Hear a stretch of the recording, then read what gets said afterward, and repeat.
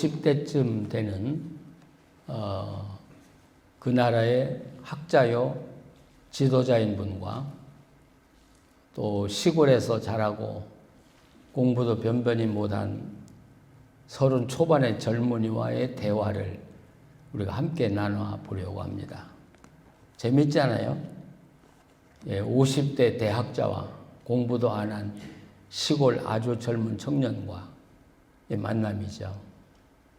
보통 이런 경우에 젊은 사람이 나이 든 사람을 찾아가는 게 예의잖아요. 또 못 배운 사람이 많이 배운 사람을 찾아가잖아요. 네, 오늘 성경의 경우에는 반대예요. 나이도 많고요. 학자고요. 그 나라의 지도자급인데 이 30대 초반 공부도 못한 젊은이를 찾아가는 거예요.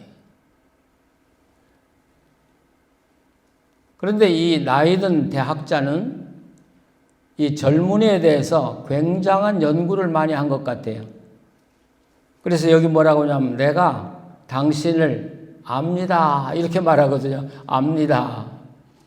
이 압니다라고 하는 이 헬라어가 오이다라는 말이거든요. 구약에서는 그 안다는 말, 유명한 말 여러분 아시죠? 야다. 이건 그냥 피상적으로 아는 걸 이야기하는 게 아니고 이것은 인격적인 교제를 통해서 깊이 알아가는 걸 이야기하죠.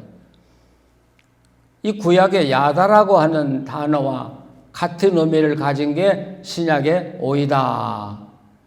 그 예수님이 요한계시록의 7 교회에 편지하면서 내가 너희를 안다 할 때 쓴 단어가 바로 이 오이다. 이렇게 말하죠. 그러니까 이 나이 많은 학자, 니고데모죠. 니고데모가 젊은 청년 예수에 대해서 깊이 연구를 했다는 거예요. 그래서 내가 그냥 객관적으로 피상적으로 아는 게 아니라 인격적으로 당신을 깊이 알고 있습니다. 좀 과장된 것 같죠? 그러면서 밤에 예수님을 찾아가요. 어떤 사람들은 사람들의 눈을 피해서 찾아갔겠지 이렇게 말하는데 사실은 정말 학자들은 긴 이야기를 깊이 있게 하기 위해서 밤에 만났다고 그래요. 그러니까 이 니고데모가 예수님을 찾아간 것은 깊은 대화를 나누고 싶어서 밤에 찾아갔다. 이렇게 해석하는 게 바른 해석이라고 생각이 돼요. 이 니고데모가 예수님 만나서 첫 말이 내가 아는데 당신은 하늘로부터 온 사람입니다. 하늘로부터 오지 않았으면 이런 가르침이나 이런 표적을 절대로 할 수 없습니다. 많이 알죠? 예. 그러니까 이 니고데모는 아마도 예수님을 통해서 하나님 나라 이야기를 듣고 싶었던 것 같아요. 뭐 자기가 아무리 노력해도 하늘나라에 대해서는 모르잖아요, 우리가. 그러니까 하나님 나라 이야기를 좀 하고 싶어서 예수님을 찾아갔는데 예수님은 이 대학자를 맞아서 아주 냉철하게 말하잖아요. 거듭나지 아니하면 하나님 나라 볼 수 없다. 이 거듭난다는 말 우리가 참 많이 들은 이야기예요. 중생. 근데 저는 중국말을 잘 몰라서 그렇지만 중생이란 말은 잘 안 쓰는 게 좋을 것 같아요. 이 거듭난다, 거듭난다는 말은 두 가지 뜻이 있는데 하나는 다시 태어난다, again이라는 말이 들어가요. 근데 또 하나는 위에서 하늘나라로부터 태어난다 그런 뜻이거든요. 그러니까 거듭나지 아니하면 하나님 나라 볼 수 없다. 이 말은 당신이 하나님 나라의 시민으로 태어나지 않았다면 하늘나라의 시민이 되지 않았다면 하늘나라를 볼 수 없는 건데 이해가 가시죠? 미국에 오지 않으면 미국 볼 수 없어요. 대한민국에 살지 않으면 대한민국 볼 수 없어요. 하늘나라에 살지 아니하면 하나님 나라 볼 수 없어요. 혹 누가 하나님 나라에 대하여 이야기한다고 해도 그게 도대체 이해가 안 될 거예요. 그러니까 예수님이 당신이 하나님 나라의 시민이 되지 않았는데 어떻게 하나님 나라 볼 수 있어? 그러니까 이 니고데모가 그 말을 알아듣고 내가 늙었는데 그럼 어떻게 다시 태어난단 말이에요. 니고데모가 하나는 알았는데 둘은 모르는 것 같아요. 다시 태어난다는 건 알았죠. 근데 하늘로부터 다시 위로부터 태어난다는 건 몰랐던 것 같아요. 그러니까 예수님은 다시 좀 더 깊이 이야기를 해요. 물과 성령으로 태어나는 것이 하나님 나라에 들어가는 것이다. 지금 문제는 이 사람이 하나님 나라에 들어오지도 않았기 때문에 이야기가 되는 거예요. 그러니까 하나님 나라 들어오고 싶어? 그러면 하나님 나라 볼 수 있는데 그럼 어떻게 들어오냐? 물과 성령으로 다시 태어나는 것이다. 이렇게 표현을 했어요. 여기서 표현되는 게 물과 성령이죠. 네, 물과 성령을 잠시 보류해 놓고 이 니고데모의 대화에서 예수님은 하나님 나라의 시민 되는 길을 정확하게 가르쳐 준 곳이 있어요. 바로 그것이 요한복음 3장 16절 말씀. 그 말씀 다 아시죠? 한번 암송해 보실까요? 하나님이 세상을 이처럼 사랑하사 독생자를 주셨으니 이는 저를 믿는 자마다 멸망하지 않고 영생을 얻게 하려 함이라. 예, 이게 정확한 하늘나라에 들어가는 길이에요. 근데 이 하나님 나라에 들어가는 길의 첫 번째는 하나님의 사랑을 느끼는 거예요. 우리가 신앙이 없을 때 또 하나님에 대해서 잘 모를 때는 그 사랑을 들어도 감동이 없어요. 근데 어느 날 갑자기 하나님의 사랑이 내 가슴에 느껴지기 시작할 때가 있어요. 그렇죠? 십자가만 생각해도 눈물이 나고 감격스럽고 하나님의 사랑만 생각해도 감동이 오고 여러분 이렇게 하나님의 사랑에 대한 감동이 오기 시작하면 믿고 싶어져요. 그분 만나보고 싶고요. 그래서 이제 믿음이 생기죠. 그 다음 단계에 믿음이 생기는데 여러분 믿음이라고 하는 것 여기 믿는 자마다 이렇게 표현하는데 이 믿음이라고 우리가 쉽게 말은 합니다만은 이 믿음을 설명하기도 어렵고 이해하기도 참 어려운 거예요. 믿음이라는 게. 근데 쉽게 말해서 여기서 사용되는 동사는 현재 분사형이에요. 그러니까 믿었던 사람이 아니라 지금 믿고 있는 사람은 그런 뜻이에요. 지금 믿고 있는 사람은. 우리가 믿음을 생각할 때 과거에 내 믿음 자랑할 때가 참 많죠. 그렇죠? 내가 옛날 교회를 어떻게 섬겼는데 주일학교 부장도 했는데 성가대 대장도 했는데 뭐 내가 구역장도 했는데 근데 지금은요. 예, 지금은 교회 안 다녀요. 그러면 그때 봉사한 게 살아있어요? 없어요? 가만히 계시면 어떻게 돼요? 살아있어요? 없어져요? 그래, 지금 하고 있지 않다면 과거는 없어지는 거예요. 그게 믿음이에요. 그렇기 때문에 믿음을 이야기할 때는 로마서에서도 믿음을 이야기할 때는 항상 현재 분사로 이야기해요. 지금 믿고 있는 사람. 그러니까 우리 연세 드신 분들 과거 자랑하지 마세요. 그거 아무 소용없어요. 오늘이 살아있어야 과거가 사는 거예요. 그러니까 과거를 자랑하지 마시고 오늘 믿음 생활을 바로 하시고 열심히 하셔야 돼요. 그러면 과거가 살아나는데 오늘 그렇게 살지 않으면 과거는 절대로 살아나죠. 믿는 자마다 멸망치 않고 이 영생을 얻는다는 것도 현재형이에요.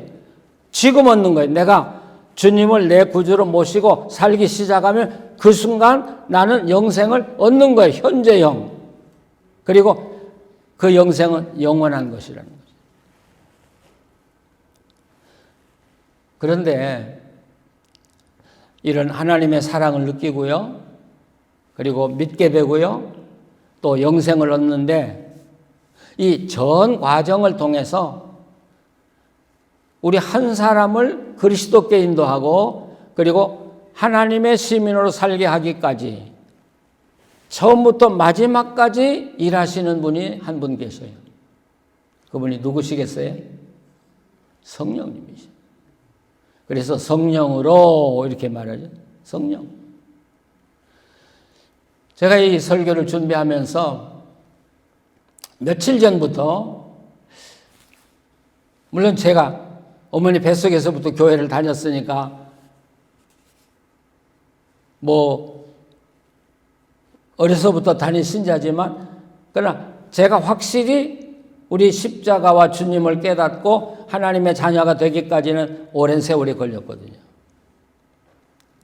그래서 내가 세례받고 하나님의 자녀가 돼서 살기까지 하나님이 어떤 사람들을 통해서 저에게 역사해 주셨는데 그분들이 누군가를 생각을 해봤어요. 참 평생 처음 찾아봤어요. 하나님이 사용한, 이 성령님이 사용해서 저를 만들어 온 사람. 첫째는 저희 어머니죠. 제가 태어나서 4살, 5살 때 아무것도 모르는 것 데리고 저녁마다 예배 드려주셨고 성경 이야기 해주셨고 기도를 가르쳐 주었으니까 성령님은 저희 어머니를 통해서 일찍부터 저에게 예수님을 가르쳐 주셨죠. 근데 제가 국민학교, 초등학교 3학년이죠. 그러니까 미국 나이로 하면 9살이에요. 그때는 주일학교가 오후 2시에 모였어요. 오래 다니신 분들 기억하시죠? 오전에는 어른들이 예배드리고 우리 주일학교는 오후에 예배드려요. 제가 다닌 교회, 제 본교회가 역사가 120년이 넘는 교회예요. 근데 저희 마을에서 좀 떨어졌는데 그 교회까지 주일학교를 이제 다니는 거예요. 근데 그 당시에 저희 교회에 신학생이 그렇게 많았어요. 11명이나 됐으니까 얼마나 많아요. 근데 이분들이 방학하면 다 교회로 내려와요. 내려와가지고 이제 우리 그 주일학교 반을 하나씩 맡아가지고 방학 동안에 성경을 가르쳐줘요. 그게 얼마나 좋았는지 몰라요. 근데 하루는 그 전도사님이 그 분반 공부를 시작하기 전에 이렇게 이야기하는 거예요. 우리 분반 공부 시작하기 전에 연길이 너 한번 기도해 다오. 야, 이건 제가 처음 듣는 소리예요. 한 번도 들어보면 그냥 눈이 번쩍거리고 번개가 번쩍이고 제가 굉장히 수줍은 사람인데 아니 기도해 본 적이 없는데 저보고 기도하라는 거예요. 그 많은 사람들 속에서 이 학생들도 있는데 야, 어떻게 기도했는지 몰라요. 아무 기억이 없어요. 집으로 돌아가면서 화가 나더라고요. 이 학생들 앞에서 망신을 줘도 보통 망신이 아니잖아요. 예, 체면 다 구기고. 근데 가면서 그런 생각이 들어요. 그 전도사님이 다음 주일에 나보고 또 기도하라고 할 줄도 몰라. 그래서 일주일 동안 기도를 써서 연습했다고요. 그래서 이제 분반교 공부를 하는데, 제가 기도한 대로, 또 기대한 대로, 그 선생님이, 전사님이, 영길이 너 오늘 다시 기도해. 그러는 거예요. 준비했잖아요. 예, 그래서 인기가 좋았어요. 근데 몇 주 지나더니 그 전사님이 또 저를 불러요. 야, 영길아, 다음 주일에 내가 주일학교 예배 전체 사회를 맡았는데 네가 한번 해봐라. 아니 어떻게 제가 사람들이 있는 데 가서 사회를 봐요. 해본 적이 없는데요. 근데 예 하고 대답했어요. 그건 용감해서가 아니라 수가 좁아서 아니요 소리를 못 해가지고 그냥 예 하고 잠이 안 와요. 일주일 동안 잠이 안 와요. 학교에 가서 공부도 못 했어요. 종이에다가 사회, 묵도, 찬송, 기도 이렇게 했잖아요. 그랬더니 다음 주 또 해보래요. 또 했어요. 그리고 나서 방학이 끝나고 그 전사님들은 다시 학교로 갔어요. 제가 지금 생각해 보면 그런 일이 저희 교회 제 이전에도 없었고 제 이후에도 없고요. 놀랍잖아요. 내가 너무 못나니까 하나님이 저를 훈련시키면서 십자가로 가까이 가도록 하면서 벌써 목사 훈련을 시켰구나. 그런 생각을 해봐요. 근데 더 재밌는 건요. 고등학교 2학년 때 그때 제가 이제 세례받고 한참 열심일 때인데 저희 담임 목사님이 맹장이 걸려서 수술하러 병원에 가면서 교회에다가 이렇게 광고한 거예요.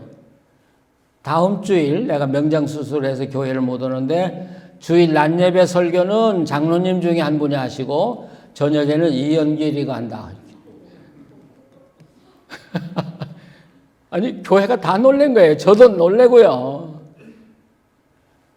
근데 또 못한다고 안 하고 또 했어요. 근데 설교를 잘했던가 봐요. 깜냥에. 그 후부터 교회에서는 저를 목사로 부르는 거예요. 장로님들 뭐 집사님들도. 그래서 저는 고등학교 2학년 때부터 목사가 됐어요. 그때 제가 하나님이 나는 목사로 몰고 가시는구나. 여러분 돌이켜보세요. 우리가 그냥 예수 믿은 거 아니에요. 내가 예수 믿고 하나님의 자녀가 되기까지 성령님이 어떤 사람을 통해서 어떤 경우에 역사하셔서 나를 인도해 주셨는가를 생각하면 여러분 감격스럽잖아요. 그리고 우리가 주님을 영접하고 이제 하나님의 자녀가 되면 성령님이 내 안에 오시잖아요. 저도 이 사실을 성경을 그렇게 많이 연구하면서도 몰랐어요. 근데 로마서 주석을 쓰고 이 8장을 이해 못하는 거예요. 8장. 네, 정말 성령님이 저한테 느낌을 주시더라. 거기에 뭐라고 써있냐면 성령이 너희 안에 계시지 아니하면 네가 하나님의 사람이 아니다 하고 이야기해요. 왜 그럴까? 저는 그게 이상했어요. 성령이 너희 안에 계시면 네가 하나님의 자녀고 그리고 하나님을 아바 아버지라 부를 수 있다. 이게 도대체 무슨 말인가? 나중에 알았어요. 저도 참 우둔한 사람이에요. 제가 하나님의 자녀가 되니까 이제는 하나님이 편하게 내 안에 오실 수 있는 거예요. 그렇지 않아요? 내가 하나님의 사람이 아니라면 성령님이 내 안에 올 수가 없어요. 내가 하나님의 사람이 아니니까. 성령이 내 안에 계시다는 건 반대로 내가 하나님의 자녀라는 걸 입증하는 거예요. 그래서 성령님이 내 안에 계시면서 이제 살아가기 시작하는데, 그러니까 제가 믿기 전까지는 사람들을 통해서 나에게 하나님을 가르쳐 주셨는데, 믿고 내가 새 사람 된 후부터는 성령님이 나하고 함께 사시면서 하나님을 경험하게 해 주신 거예요. 다르잖아요. 여러분, 성령님과 함께 살아보시면 우리 속에 어떤 인격이, 내 인격이 아닌 인격이 함께 사시잖아요. 내게 용기도 주시고요. 지혜도 주시고요. 제가 은퇴하고 이제 저하고 함께 성경을 연구하는 목사님들이 한국과 미국 뭐 온 세계 많이 있거든요. 이제 제가 나이가 들어가니까 그 목사님들, 선교사님들이 저한테 하는 말이, 목사님 언제 죽을지 모르니까 그냥 목사님 죽고 나면 이 운동이 없어져 버릴 테니까 그러지 말고 건물이라도 하나 만들어 놓고 거기 정기적인 모임이라도 해놔야 목사님 가고라도 이게 지속이 될 게 아닙니까? 그래서 저도 생각이 그럴까? 그럼 한국에 건물 하나 빌릴까? 뭐 그런 생각.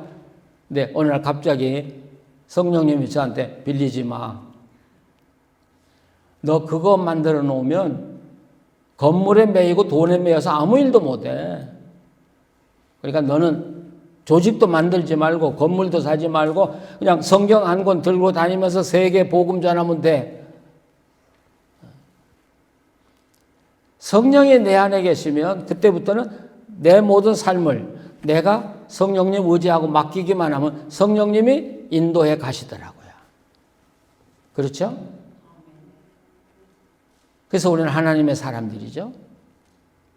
또 우리가 하나님의 사람들이기 때문에 성령님이 저한테 내가 어려운 일을 당할 때, 야, 하나님이 네 아버지야. 기도해봐. 부르짖어. 아빠하고 부르짖어 봐. 하는 용기를 주셔요. 기도가 담대해지고요. 확신이 오고요. 그래서 우리가 기도 속으로 들어가는 거 아니겠습니까? 자, 그런데 우리들에게 또 한 가지 문제가 있어요. 교회 다니는 성도들의 이야기죠.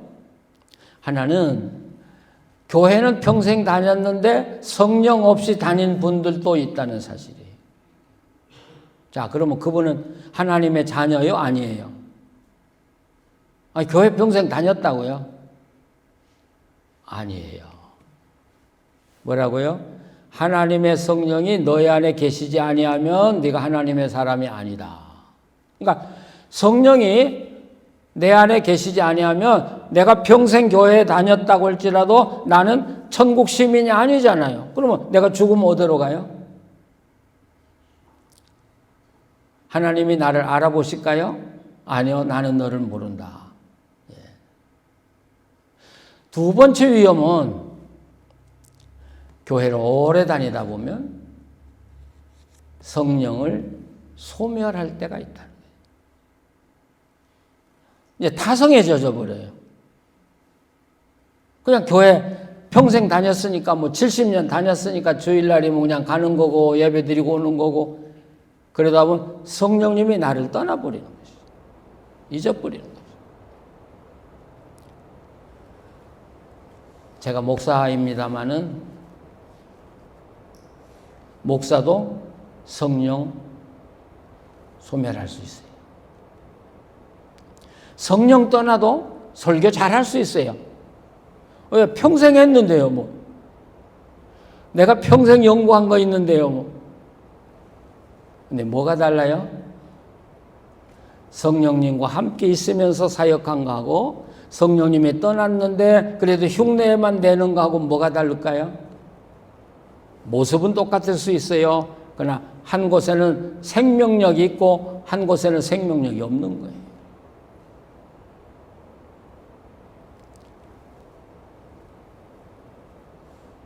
저는 봄에 아프가니스탄에서 미군 철수하는 걸 보면서 느낀 게 있어요. 저는 성령 소멸이라고 하는 것보다도 성령의 철수다. 만약 성령님이 나에게서 철수한다면 어떻게 돼요? 여러분, 미국이 20년 동안 돕다가 철수하니까 이 아프가니스탄은 20년 전으로 똑같이 돌아갔잖아요. 어둠의 세상으로 돌아갔잖아요. 성령님이 나에게서 철수한다면 그때부터는 어둠이 나를 지배하고 사탄이 나를 지배하는 것이죠. 제가 이제 은퇴하고 자유롭게 돌아다니니까 참 많은 목회자들 만나고 많은 교인들 만나요. 깜짝 놀랄 일이 많아요. 이번에도 어떤 교인들을 만나니까 그런 이야기를 해요. 목사님, 우리 남편이 변했어요. 화도 잘 내고요. 짜증도 잘 내고요. 남편만 들으면 굉장히 집이 으시시해요. 그전에는요, 우리 남편이 그러지 않았어요. 정말 다정다감하고요. 부드럽고요. 얼굴도 변했어요. 그 이야기 들으면서 제가 느낀 게 아, 성령 떠나면 한순간 사람이 저렇게 변할 수 있구나. 어때요? 또 어떤 분은 우리 남편이 변했어요. 그래서 어떻게 변했는데? 그러니까 전에는요, 짜증도 잘 내고요, 화도 잘 내고 애들 때리기도 했는데 이제는요, 얼마나 인자해졌는지 몰라요. 그 남편 만나보니까 남편의 얼굴이 변했어요. 야, 성령님이 계시고 떠나고가 엄청난 차이더라고요. 어느 교회 가면 들어가서 눈을 감는 순간 눈물이 쏟아지고 감격이 와요. 야, 이 교회는 정말 성령이 함께하는 교회로구나. 어떤 교회는 가서 엎드려도 찬바람만 불고 냉랭해요.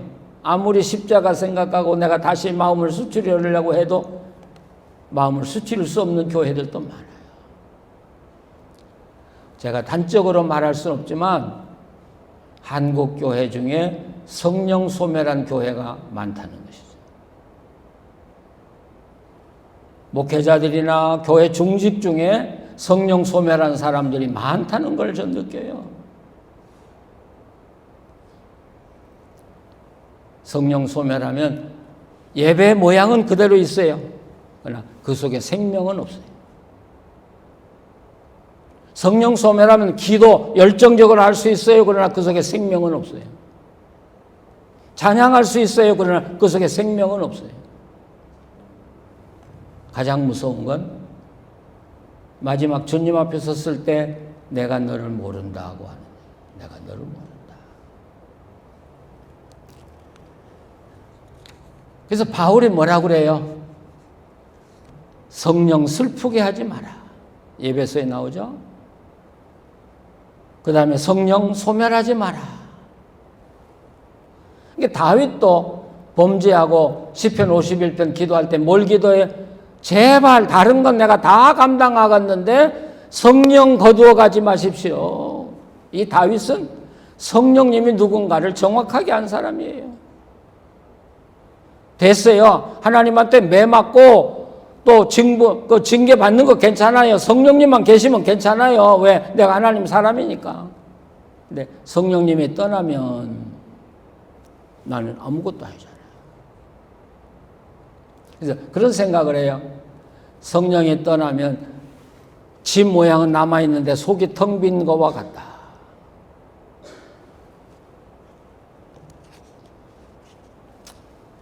여러분,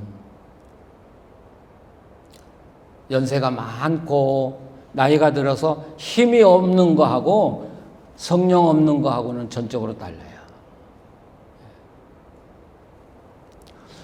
제가 자주 가는 교회가 있어요. 어른들이 한 1000명 정도 넘게 모이는 교회인데 그 교회 가니까 참 이상한 게 있어요.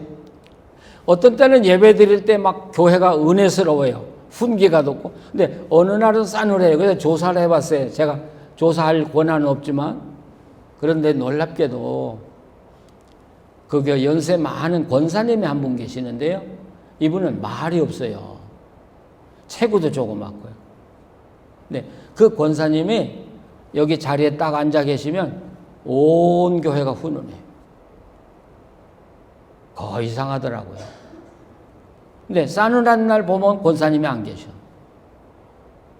제가 그 담임 목사에게도 이야기를 했어요. 여러분, 한 사람의 성령의 사람의 힘이 얼마나 위대한가를 전 느껴봤어요. 자, 우리가 마지막까지 잘 믿고 승리해야죠. 예, 이겨야죠. 어떻게 해요? 성령님 잃어버리지 않아야 된다. 성령님 따라서 살아갈 때 우리는 승리할 수 있고, 그리고 주님 앞에 갔을 때 잘했다 칭찬받게 될 것입니다. 기도하시겠습니다. 하나님, 우리가 어린아이 같을 때 가르쳐 주시고 인도해 주셔서 십자가에 가까이 가게 해 주셨던 것 감사합니다. 무지몽매한 어리석은 자에게 하나님의 계시를 주셔서 주님을 알고 믿게 해 주신 것 감사합니다. 하나님, 참 우리가 오랫동안 교회 다녔습니다.